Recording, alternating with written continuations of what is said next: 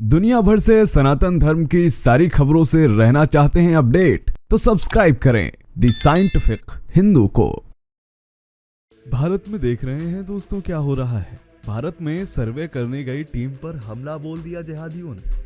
और तो और उसको डिफेंड करने वाले लोग जो कि मुस्लिम ही हैं, कुछ हिंदू नाम वाले भी ये कह रहे हैं कि देखिए यहाँ पर मुस्लिम सुरक्षित नहीं है। अरे भाई, यहाँ पर पुलिस सुरक्षित नहीं है। किस तरह से वहाँ पर एक दिन पहले से ही पत्थर जमा कर लिए गया था। जैसे ही पुलिस पहुंची, पुलिस पर हमला किया जाने लगा। पुलिस वाले गोली न चलाते तो अभी तो घायल ही हुए थे। ये राक्षस उन्हें मार डालते। खैर, जवाबी कार्रवाई में 3 शांति दूत 72 हुरों के लिए ट्रांसफर किए जा चुके हैं। आगे की कार्रवाई देखने वाली होगी, जहां सरकार ने स्पष्ट कर दिया है कि जिसका नाम भी इस प्रकरण में आया है उसके साथ जबरदस्त कार्रवाई की जाएगी। लेकिन देखना होगा कि इस बार घर गिरते हैं कि नहीं गिरते हैं। बहुत स्पष्ट है कि जामा मस्जिद के सामने इकट्ठे होने की कोई आवश्यकता नहीं थी। वो काम इमाम साहब का था, वो काम दोनों पक्षों का था, अदालत का आदेश था, पुलिस प्रशासन से किसी का कोई लेना देना नहीं था। वहां जानबूझकर लोग भेजे गए। आज जो सवाल करेगा कि वहां पे इतने लोगों के साथ कुछ भी हुआ, वो पहले ये सवाल करे कि वहां लोग करने क्या गए थे।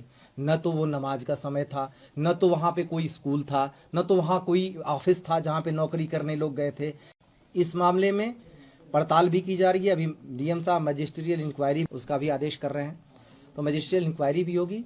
इसमें किसी भी तरीके की, चाहे जिसने भी उकसावा किया हो, चाहे जो भी आया हो, इनमें से किसी को भी नहीं छोड़ा जाएगा। आज का यह वीडियो जुड़ा हुआ है शंकराचार्य से। जी हाँ, पूरी पीठ के शंकराचार्य निश्चलानंद सरस्वती जी से जुड़ा हुआ है। उन्होंने कुछ कहा है मक्केश्वर महादेव को लेकर के। हालांकि इस पर वो पहले भी कई बार बात कर चुके हैं, लेकिन आज उन्होंने कुछ ऐसा कहा है जो आप सभी को जानना चाहिए। और देखते हैं कि आखिर उन्होंने क्या कहा है। और सबसे बड़ी बात है कि पुरी के शंकराचार्य को आप मात्र संत मानने की गलती मत करिएगा। वो एक वैज्ञानिक है और इतने बड़े ज्ञाता हैं कि उन्हें सैकड़ों अवार्ड विदेशी संस्थाओं ने दे रखे हैं उनकी रिसर्च के लिए। एक बार तो नासा तक ने भी उनकी मदद ली है। तो आखिर उन्होंने कुछ कहा है तो परमाणु के आधार पर ही कहा होगा। उन्होंने कहा है कि मक्का में किस तरह मक्केश्वर महादेव मंदिर था। उन्होंने इसके बारे में कौन सा प्रमाण दिया है ये भी आपको बताएंगे। शुरू करते हैं आज का वीडियो। मेरा नाम है धीरेन्द्र और आप देख रहे हैं द साइंटिफिक हिंदू।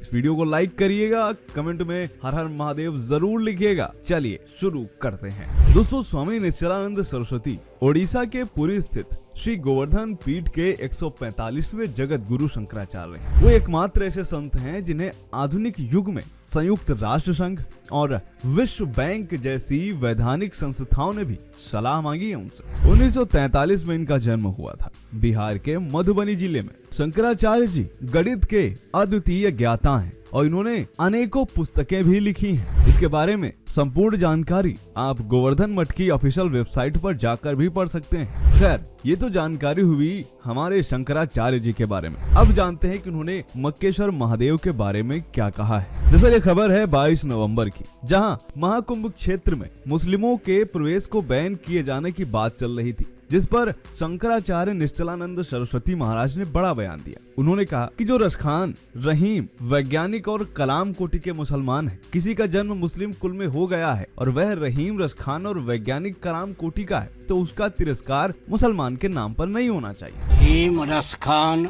और वैज्ञानिक कलाम भी मुसलमान थे या नहीं? किसी का जन्म देह त्याग के पूर्वक क्षण में चिंतन के बल पर मुसलमान कुल में हो गया, लेकिन वो रहीम कोटि का है, रसखान कोटि का है, वैज्ञानिक कलाम कोटि का है, तो मुसलमान के नाम पे उसका तिरस्कार नहीं कर दें। शंकराचार्य निश्चलानंद सरस्वती जी ने आगे ये कहा कि मक्का में मक्केश्वर महादेव है। गीता प्रेस के शिव पुराण अंक में विस्तार से इसके बारे में छपा हुआ है। लेकिन मक्का मदीना मुसलमानों के तीर्थ हो गए। उन्होंने वहां पर हिंदुओं के जाने पर प्रतिबंध लगा रखा है। इससे पहले उन्होंने 2022 में भी ये कहा था कि मक्का को मक्केश्वर महादेव घोषित होना चाहिए। यह मेरी मांग नहीं है, आदेश है। उन्होंने कहा कि जो मैं कहता हूँ सरकार वो करती है। मेरी वाणी पर लोभ, भय, भावुकता का प्रभाव नहीं होता, इसलिए कम्युनिस्ट मुस्लिम भी विरोध नहीं करते। शंकराचार्य ने उस समय ताजमहल की जगह तेजो महालय भी घोषित करने की बात की थी। इसके अलावा उन्होंने जब ज्ञानवापी मस्जिद विवाद चल रहा था तब उन्होंने ये कहा था कि इसे भारत ही नहीं बल्कि दुनिया में तमाम मंदिरों को तोड़कर मस्जिदों का रूप दिया गया। नागौर से उन्होंने बयान दिया था